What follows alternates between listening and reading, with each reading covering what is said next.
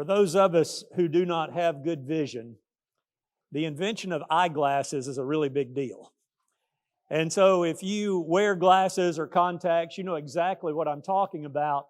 I've often wondered what it must have been like before eyeglasses were invented.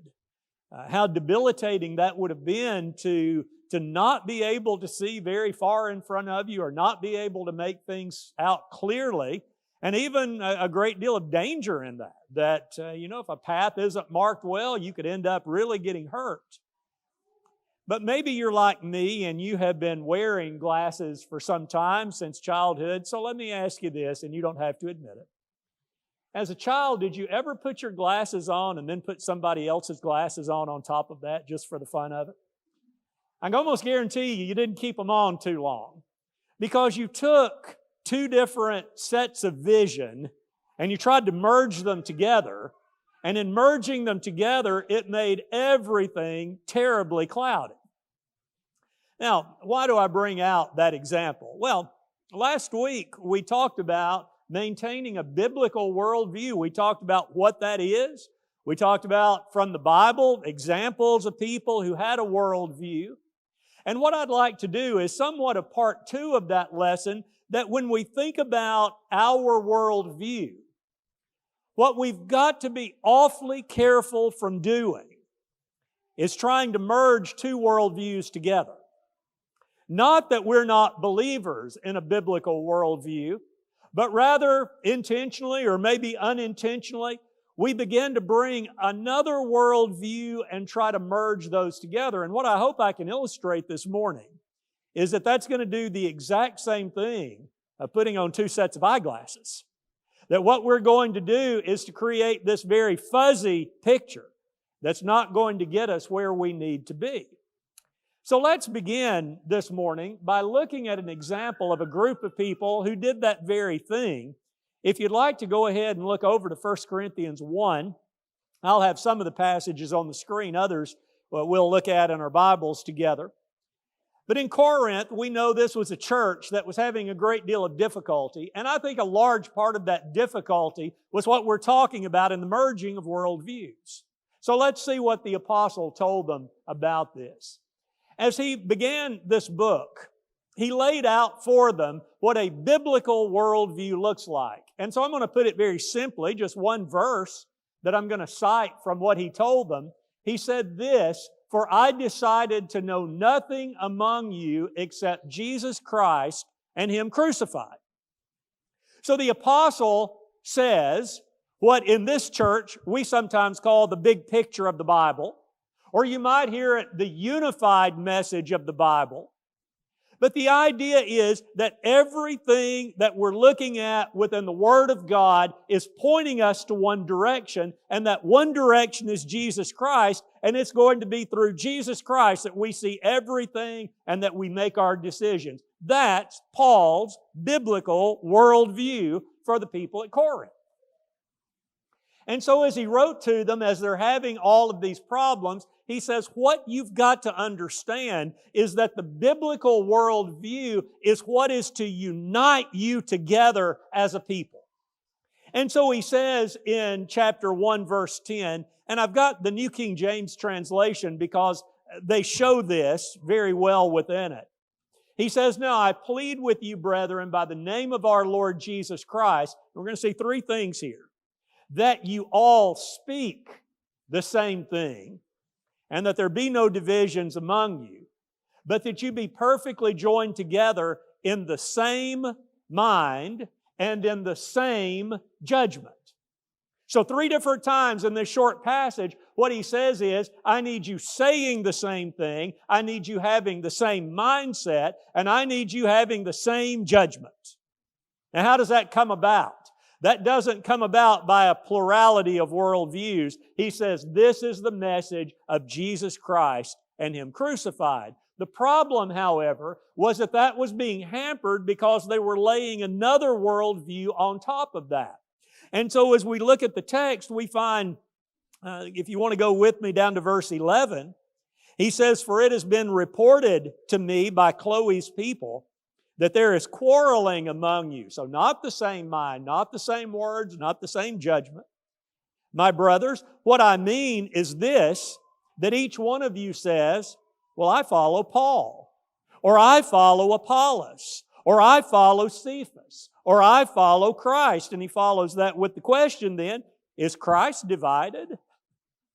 So what they were doing is they were taking this worldview, this view with Jesus Christ, but they were adding to it. And what it appears is going on here is that they were breaking out into these little cliques. And they were saying, well, maybe I heard the gospel from Peter, or I heard the gospel from Paul, and they were putting on an additional pair of glasses. And Paul says you cannot do that. What you've got to understand is that unity is not optional. Unity is a requirement of this worldview that's seen through the cross of Jesus Christ. Look at verse 18 with me. The apostle writes, for the word of the cross is folly to those who are perishing. But to us who are being saved, it is the power of God. Now let's add verse 24. But to those who are called, both Jews and Greeks, Christ, the power of God and the wisdom of God. So he says, you've got to get rid of this bickering and divisiveness, and you've got to unite yourself in word and mind and judgment in the cross of Jesus Christ. And there must be nothing that gets in the way of that. Look at verse 27. But God chose what is foolish in the world to shame the wise. God chose what is weak in the world to shame the strong. God chose what is low and despised in the world, even things that are not, to bring to nothing things that are. He says, now if you go out in the world, what I'm telling you, people aren't going to think makes a lot of sense. But if you're looking at it through the cross of Jesus, you see exactly what's going on here. And you cannot stand in the way of that. Now, how does Paul say that worldview is being presented? He says this worldview is being made known through the preaching of the gospel. Again, let's listen to what he wrote to them. Verse 17. He says, for Christ did not send me to baptize, but to preach the gospel, and not with words of eloquent wisdom, lest the cross of Christ be emptied of its power. Now, let's make one point clear at the beginning. Paul is not disputing baptism here. We can read several places in the New Testament where he's a big proponent of it. What he's saying is that if this is leading to divisiveness, I'm glad I didn't do it. I'm glad I didn't baptize many of you, because what God sent me to do is to preach the gospel of Jesus Christ, not with any kind of eloquent words, but to let the cross be seen in the power of unity, to bring the world to salvation. So this worldview is made known through preaching, but not just any preaching. The worldview of Jesus is always grounded in His cross. You see, it is impossible to believe Jesus is a good teacher, but not a Savior. It is impossible to believe that Jesus has some really philosophic things to say, but He was never crucified and resurrected. Paul says no. This message is the message of the cross. And this message is never about the messenger. That's what I love about the Apostle Paul. Reading his writings, he was a brilliant man. I imagine any of us would have maintained a great deal of caution of ever getting into a debate with the Apostle Paul. But yet, even as bright and knowledgeable as he was, he says, it's not about me. It's not about eloquent words being spoken. It's not about this self-proclamation. It's preaching that has been made known by the Spirit of God and not by the people on this earth. Let's just read what he has to say here. Look with me over to chapter 2 and go down to verse 6. He says, yet among the mature we do impart wisdom, although it is not a wisdom of this age or of the rulers of this age who are doomed to pass away. But we impart a secret and hidden wisdom of God, which God decreed before the ages for our glory. None of the rulers of this age understood this. For if they had, they would not have crucified the Lord of glory. But as it is written, what no eye has seen, nor ear heard, nor the heart of man imagined, what God has prepared for those who love Him, these things God revealed to us through the Spirit. For the Spirit searches everything, even the depths of God. For who knows a person's thoughts except the spirit of that person which is in him? So also no one comprehends the thoughts of God except the Spirit of God. Now, we have received not the spirit of the world, but the Spirit who is from God, that we might understand the things freely given us by God. A couple of weeks ago, we talked about this concept of the Spirit and His work. And we made the point that everything about the Spirit is directing us toward Jesus Christ. The Spirit is getting that message of the cross. And Paul says that's what we've got to preach. And he puts that in contrast to this idea of you're following something that's earthly. And so he then says, well, if you're listening to that preaching that's been made known from the mind of God, if you're listening to the message of the cross, then you're going to be spiritually minded. Let's see what follows, what we just read. In verse 13, he picks up, and we impart this in words not taught by human wisdom, but taught by the Spirit, interpreting spiritual truths to those who are spiritual. The natural person does not accept the things of the Spirit of God, for they are folly to him, and he is not able to understand them because they are spiritually discerned. The spiritual person judges all things, but is himself to be judged by no one. Listen to what he calls people who follow the message. He says, you are spiritual people. And as we noted, that's standing in contrast with the natural one. So what does a naturally minded person look like? Well, this is someone who's looking for an answer besides God. And so this would be the realm of evolution, agnosticism, those who are following after a philosophy of man. That's a natural view. You're trying to find anything that's going to give some kind of meaning in order to life, but you're leaving Jesus out of it. And Paul says that is not the message of the Spirit. Everything of the Spirit is pointing you to Jesus Christ. And he seals that in verse 16 when he says, for who has understood the mind of the Lord so as to instruct him? But we have the mind of Christ. So what does Paul tell the blurry visioned Corinthians?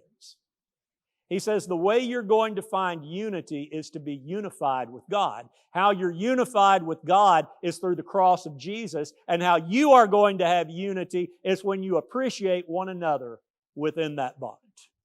That's the message that he gave to Corinth.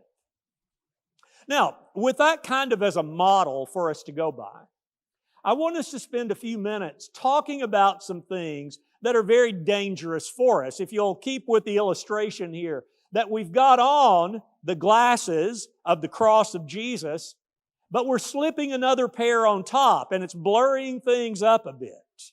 So one of those, and perhaps one of the easiest to fall into, is when we go to the wrong authority. When we're looking for someone besides God or Jesus for this. That's easy to see many times when you're looking at world history. You can look back and you can see dictators who presented themselves as God so that they would be the authority. You can think about the pharaohs of Egypt. They did that. You can even think about some of the British monarchs who said something like, I'm ruling by divine rule. God has spoken to me, and I'm going to share that with you, and if you go against me, you go against Him. We can see it there. Where it becomes a little more cloudy is when it's someone who's got a religious aura about them. Someone who is in a position that seems like they ought to be directing you in the right way, but yet they're not. And we find a very good illustration of that with those of Jesus' day. Let me cite two passages here. This is one where the religious elite has sent the temple guards to arrest Jesus. So it says some of them wanted to arrest him. This is John 7:44. But no one laid hands on him. The officers then came to the chief priests and Pharisees, who said to them, "Why did you not bring him in? We sent you on a job here. Why didn't you bring him in?" And the officers answered, "No one ever spoke like this man." So they went to arrest him, and they did this foolish thing in the eyes of the Pharisees. They listened to Jesus. And they said, "This guy's different." I want you to note what the religious elites say. The Pharisees answered them, "Have you also been deceived? Have any of the authorities or the Pharisees believed in him?" You see what they just did? They made themselves the standard. If none of us believe in Jesus Christ, why would you even think about believing in him? You see what they did? They said, "We are the ones who know the way. We are not choosing that, therefore you are wrong." Let's look at a second example. One of my favorites in the book of John, where the blind man is healed and he's testifying about Jesus, and they keep making him repeat the story. And we come to that here. It says, they reviled him, saying, "You are his disciple, but we are disciples of Moses." This follows where the man said, "So you want me to tell you again, are you wanting to be his disciple too?" Which infuriated them. But then look at what they say. "We know that God has spoken to Moses, but as for this man, we do not know where he has come from." Same idea. Because we do not grasp this truth, it therefore is not truth. Because of who we are and the fact that we're rejecting it, you should reject it also. That's where blurry vision can come from. Because here is someone who is telling you something wrong, but yet appearing to be very right. Now, let's note two different ways that this can happen. One way is very personal, when I make myself the authority. And so if we wanted to visualize it, maybe it's something like this. Here we are, we're looking for our worldview of what's right and wrong and moral and immoral and what should I do and what should I not do. And the Apostle Paul said that worldview needs to be Jesus Christ and His cross. But what we interpose on top of that is our own system of beliefs. And so it's not that we are necessarily seeking to replace the worldview of Jesus. We're simply adding our 2 cents to it. And so what happens is our worldview becomes very much like a mirror. Kind of like these men we just read about. If we believe it, it must be right. If we don't believe it, it must be wrong. Now here's the danger of that. It gives us the attitude that everybody else is wrong. Couldn't be me. Because I'm a Christian and therefore I'm right and therefore that person is wrong. That is dangerous, dangerous stuff. And we might add to that, making it a little worse, that it's up to me to point out the errors of everybody else. Now let me put a caveat here. There is truth. And there is objective truth. And there is right and there is wrong. And we can be right, and if we are right, we are not only given the opportunity, we're given the command to help change the views of someone who's wrong. What I'm saying is, our danger is this, that if someone questions me, I immediately see the wrong in the other person. That if someone says something that doesn't agree with my set of beliefs, as I see Christianity, then immediately I've got to straighten this poor false teacher out. Before we ever come to a point where we're going to correct someone else, we must make sure that we are right. That we are listening to what Jesus has said. And I'm not going to say this is always a cut and dry thing. There are things in the Bible where you got to do a lot of talking, and there's 2 different things that maybe you can get from a passage, but there is a truth and you've got to come to that understanding. It's simply leaving the arrogance off. I believe that's what Paul was saying when he said, you got to beware of this eloquent preaching. That you're the guy in the front, nobody can dispute you because you got it all lined up. Now let's look at the second of these. The second way is, I allow others to become the authority. That's what the Pharisees wanted. They wanted the Jews to look at them as the ones who have the hold on what truth is. Now you and I can do the same thing. And so here we are with our worldview, and if we're not careful, we interpose the ideas of a group of people on top of that. Now again, does a church need to know truth? It absolutely does. Does a church need to practice truth? It absolutely does. Does a church need to teach truth? It absolutely does. But here's the danger. The danger of that is when I allow tradition, or what I've entitled here, creed creep, to come in. Listen to Jesus' warning about this when He says, "In vain do they worship Me, teaching as doctrines the commandments of men." Typically nothing wrong with a tradition. In fact, traditions can be a really good way to kind of keep order and everybody's on the same page. But if I ever begin to believe that the tradition has become part of the biblical worldview, I'm in danger. Because it's that kind of thing that will lead me to try to codify the tradition into a law, which is where creed comes in.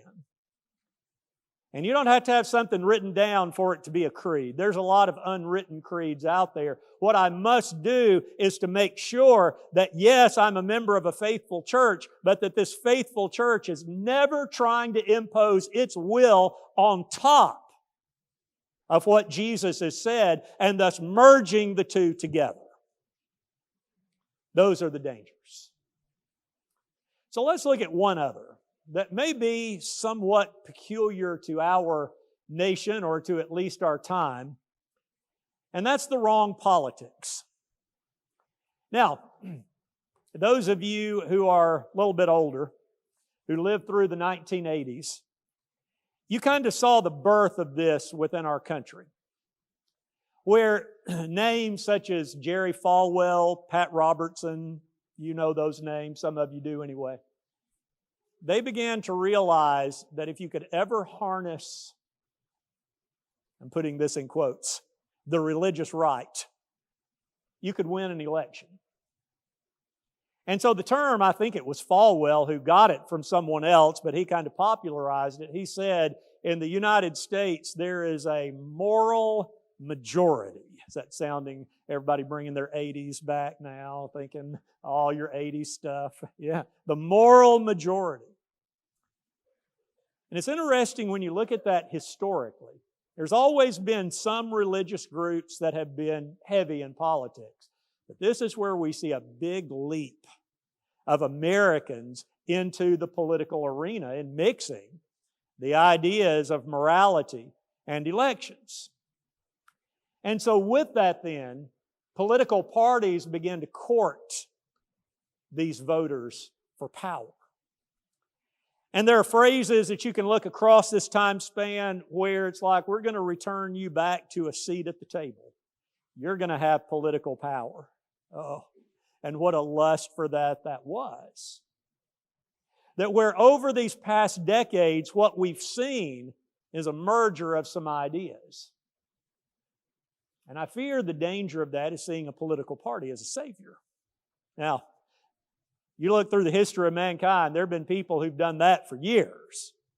But in our country, it's not necessarily one person who's trying to do it, but this idea that there's a group of people who can really help direct morality. If you'll just get them into power, we can see things getting so much better. So if we go back to our illustration, here we are, we've got our worldview of Jesus and Him crucified, but we kind of let this elephant and this donkey start interposing itself with this. And we get this double eyeglass view that somehow if I can just get the party, get the right people into power, things are going to be fantastic. There is very grave danger. Let me say this. A Christian's decision to be involved in politics, I believe, is an extremely personal thing. It's something that someone and his conscience and a lot of prayers got to decide. So it's not a condemnation of that. It's the warning that if we're not cautious, we can put both pairs of glasses on and think we've got a good view. Because what that will allow is that the issues are no longer viewed strictly through Jesus. What I'm beginning to believe is right is what my party tells me I'm to believe is right. See the danger of that? And the danger being that how my team sees the issues becomes my worldview. Because my team is moral, and since my team is moral, they've got the right decisions, so I can follow that. There's danger there. And there's danger in this unity where Paul said, now look, you need to be saying the same thing and having the same mind and the same judgment, that we allow the political glasses to be put on. And suddenly this bond of unity becomes in question because we begin saying things like, I can't believe a Christian could ever vote for. And suddenly what happens? We begin to see in this group that is to be unified in Jesus Christ, these fissures opening up, these political divides taking place. And that is exactly what Paul said not to do.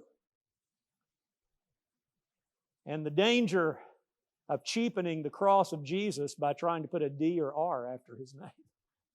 And I'm going to tell you what, both sides are equally guilty of that. I haven't kept up much with the latest in this, but it has been in the news recently, where there's been great debate over some ads that came out. You see, the danger of all of this is that I'm allowing someone besides Jesus to show me what's right and wrong, what's moral and immoral. And so as we think about the dangers of that, what that means is that we have to find the right politics. If there's wrong, there's right. Now that may sound a little surprising here, but if you open your Bible, the Bible is a very political book. You open the New Testament, and it's all about this man who comes saying, the kingdom is near, and I'm going to be the king. In fact, you open the Gospel of Mark, and Mark introduces Jesus just like a Roman Caesar would introduce his son. Here's what this very political book says. It says there is one leader, and this one leader demands full allegiance. He's not going to share it with anybody else. And this very political book says it means conforming to his standards. So here is the leader, and he's telling you what you are to believe and what you are not to believe, and he says that requires conformity to his standards. And he says, I require loyalty from my followers. I do not want people who are going to put me in second or third place. I want people who are dedicated to me. And I require my followers to have a worldview that's seen through me. You see, that's our decision that we've got. When we open up the Bible is a very demanding book. And it says, if you are going to accept God, He is the one. He's the only one. And what He says goes.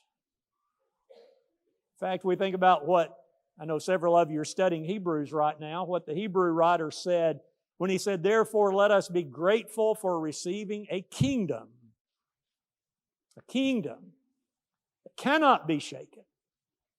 And thus let us offer to God acceptable worship with reverence and awe. If I accept that worldview, that means I come to understand that no president or Congress or court can ever provide salvation. I speak to myself in this point. Kind of ironic, I was listening to a podcast and the guy said, a Christian should never be nervous on election day. Well, I've blown that just about every election of my adult life. But I give you this challenge like I give to myself. If we would wear a button with the name of someone who we believe is the right one, if we would wear a t-shirt with an advertisement for that one, if we'd put a bumper sticker on our car for that one, if we would contribute to the campaign of that one, would you do the same thing for Jesus? Would you wear a button that says, Jesus is my Lord? Would you wear a t-shirt that said, Jesus Christ is the way to salvation? Would you put that a bumper sticker on your car? I'm not encouraging that. I'm just saying, think about the point. If we can get excited about an earthly leader, but we don't share, I hate to say even an equal amount of excitement for the leader, what does that say about my worldview? You want to get really rough here? What's your time allotment between talking about earthly politics and your King in heaven? You argue politics but never share the message of salvation. Talk about this is the one, this is the party, this is the majority we need without ever talking about Jesus Christ and His cross. It's convicting because we're passionate about what our worldview is. We want to share that with everybody.